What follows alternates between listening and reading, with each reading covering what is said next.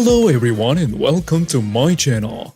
My name is Crown and today we are going to have some more stories that I hope that you will enjoy. But before we start, it would be so much appreciated if you would subscribe to the channel, like the video if you enjoyed it, and maybe leave a comment down below. These simple clicks would mean a lot to the future of this channel and really reward the effort that I put in every day. And now, without further ado, let's go! First story. I took all the toilet paper. This takes place well before COVID in 2016. My husband, 28 male at the time, and I, 26, were having difficulties in our relationship.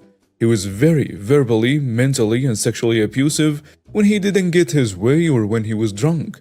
I had enough of it and suggested we get help from a professional. He would always try and get to go to his friends and talk things out, but I wanted professional help, and he was in the army, so the army would have covered it. He agreed and started getting some real help for him. I know this part is serious stuff, but it's just background information and not for what I pulled revenge on. He was getting better, and then his grandfather died, so he left for a month. Nothing big for me, he was in the army and I was used to it. But when he came back this time, he immediately asked for a divorce. And we have a son between us. And at the time, my mother came out to help me with taking care of him because he was still not sleeping through the night. It was also on my birthday when he came back. So I asked him why. And he went into a rant about how I was the problem and proceeded to gaslight me. He did that on my birthday in front of my mother. I saw red. So I agree. A few months later, I found love letters between a girl he went to college with, dating back to 2 years before my son was born. It was very detailed descriptions of what they were doing together in bed. We have been married for 5 years, so I called my parents. I do not tell them anything, just that he's kicking me out, he was, and we were base housing, so I had no choice. They came out and I packed all my things. And then I packed all the toilet paper in the house, the cooking utensils, cozy X boxes, every bar of soap, left a bed frame but took the mattress, and all the legal documents we had, without saying a word to him. He then sent me a very angry text about how I should have asked for his help, and he didn't even want to talk about what I took. And then he texted, "I'll let you have full custody of your son if you give me back the X boxes." Wow, okay, I said our son is a person, not a thing that can be traded away, and that I would see him in court. A week after that, I found out that he moved in with the girl he was cheating on me with. So I casually let his superior officer know that his wife was no longer living with him, and he got kicked off of base housing. I won my case against him by bringing in copies of all the love letters and have full custody of our son now. And to this day, I say I'm happily divorced. Next story. Have him arrested for a felony because my daughter doesn't like him. Okay, before this starts, a little backstory first. In the 6th grade, I went to a really smart school. There were about 150 to 170 kids total, from pre-kindergarten to 12th grade. So since teachers were a rare commodity, they were treated royally and their children the same. The entitled kid had an entitled mother who was a staff member. And also the entitled kid had some bad blood after she covered my new bag in dirt. The story starts in the middle of November if I recall correctly. I'm sitting in a study hall talking to my Russian friend. We will call him V for privacy. Me and V got bored and decided to pull out my huge craft book. We flipped to the origami section, and one table away, the entitled kid and her posse of classmates were giving us occasional death stares and chatting among each other. Either way, me and V talked it out and decided on the origami water bomb. We walked near the entitled kid's table to my other friend G and asked if he wanted to help us make it. The entitled kid's table gave out a silent snicker. We gave up after 15 minutes. Fast forward to the next day, I'm eating my breakfast and I get called at the door from the principal herself. I really hated her. I think it is to ask if I know anything about a fight or something. and she sounds unusual and very strictly tells me to sit down. Then she locks the door to her office. Here is my best recreation of the exchange. You know what you said, fess up. And if you dare us to give brash, I have already alerted cops. What the hell are you talking about?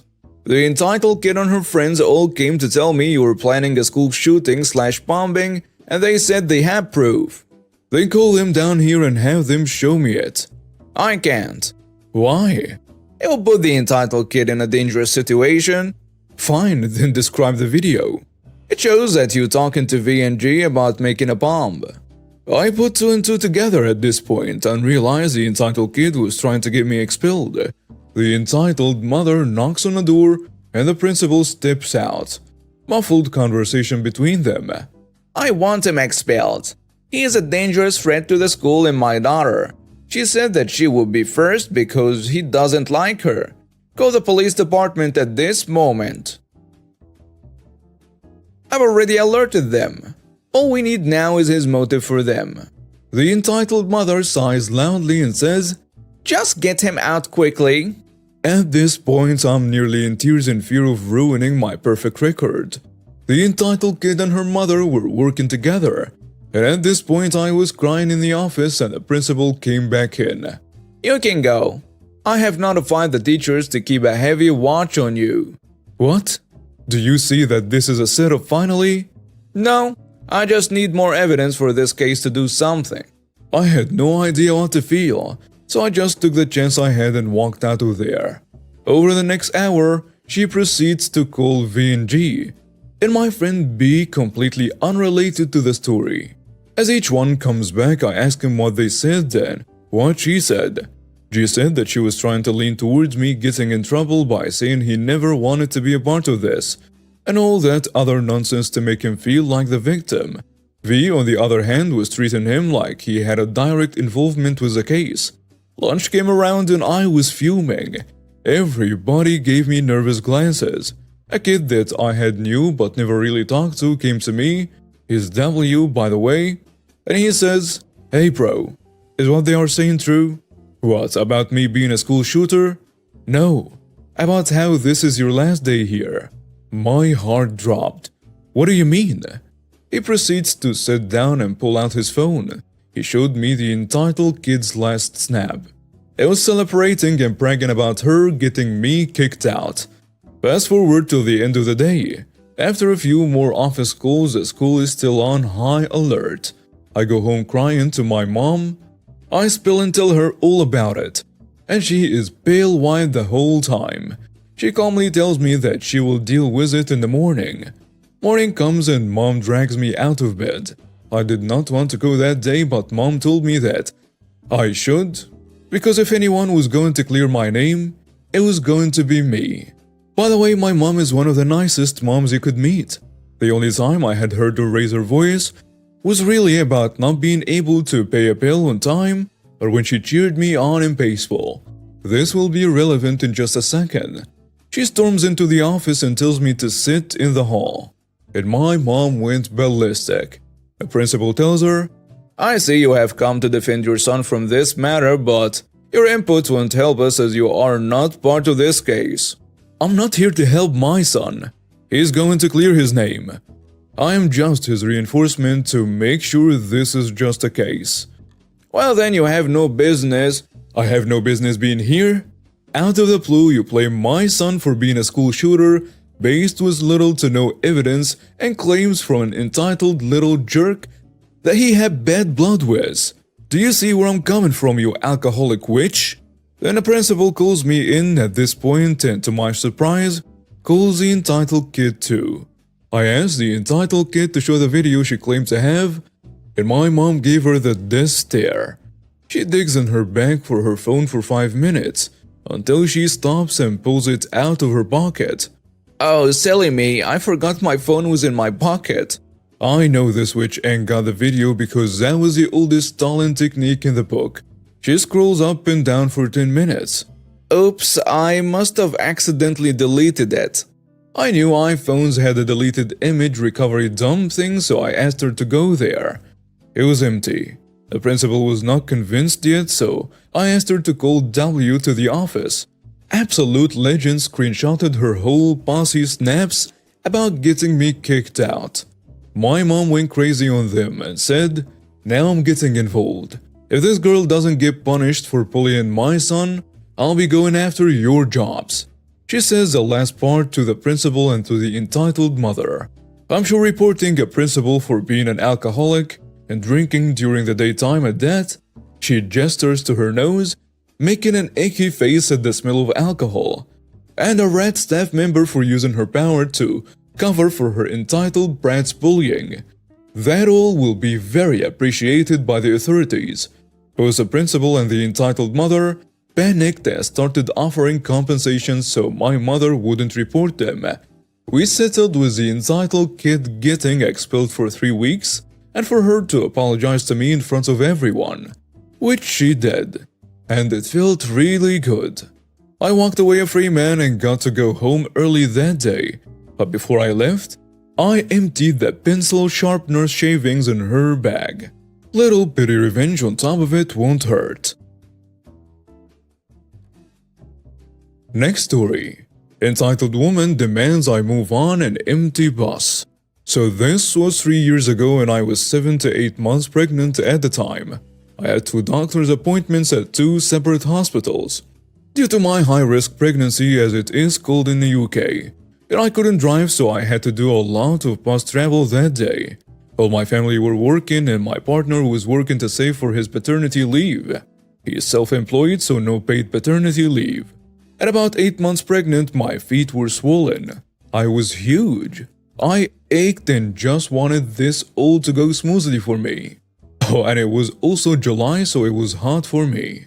So I'd had my first hospital appointment and was on the bus to go to the second. I had sat in the designated baby, mother, and elderly seats on the bus as I'm hugely pregnant. But I sit with my bag on my lap because the area I live in has a lot of elderly people who travel on the bus routes. So I didn't want to make anyone feel like they couldn't sit next to me if they needed the seat. I should also state that on a bus with 35 seats, there were only 4 passengers, including myself. There were plenty of seats for whoever got on the bus. The bus stopped after I got on. A mother, the entitled parent, and her daughter, the nice girl, got on the bus. The mother paid for her tickets, turned, looked straight at me, and the bus driver pulled away here. Walked up to me and asked me to move. I said no, I need to stay seated. She started to get loud and looked at the other passengers saying, "These seats at the front are for elderly, pregnant, and people with families. I need to sit here with my daughter." I said I'm pregnant. I will not be getting up to walk while the bus is moving. Also, as I'm pregnant, this seat, it's for me, isn't it? "Mommy, look, there's loads of seats. Let's sit at the back."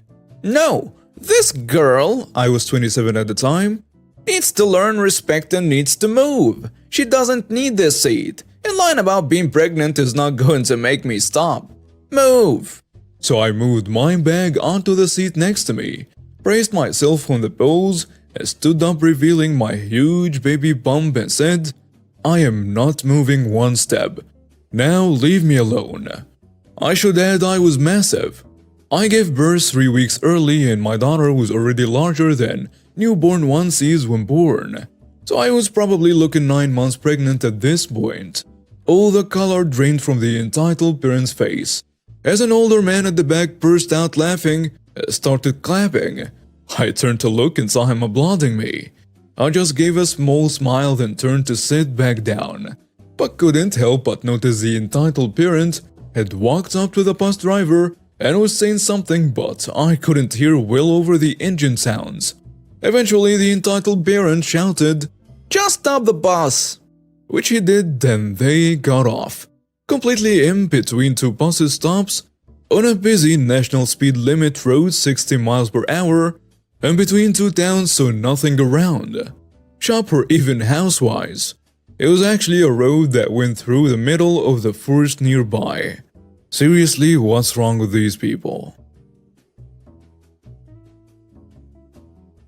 Next story. Be abusive to employees, say bye-bye to your job. My former boss was simply put an absolute jerk. He was the type of person that had the ability to be so condescending while acting as if he was doing you a favor. His condescending attitude was sometimes downright abusive, and he seemed to have a particular problem with all of the female employees.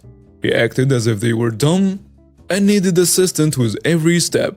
He loves to scream at people regardless of how little their mistakes was, if there even was one. He was a slave driver and expected everyone to sacrifice their own personal lives for their job. The thing that sparked this revenge was him telling me to miss my older sister's birthday to come into work on a day that I already booked off. No one liked him. Me and all of my colleagues in departments, around 10 or so, could not stand him being here anymore. So we did the protocol, all of us piled together the evidence we had on him, not sticking to booked off holiday schedules, having inappropriate and sometimes abusive language. We brought it all on one Google document. This was step 1. Step 2 was getting a cherry on top. We did this by getting him to do one of his screaming tantrums at one of us. We wanted this to be as demanding as possible, and the youngest and the smallest girl out of all of us volunteered to be the bait.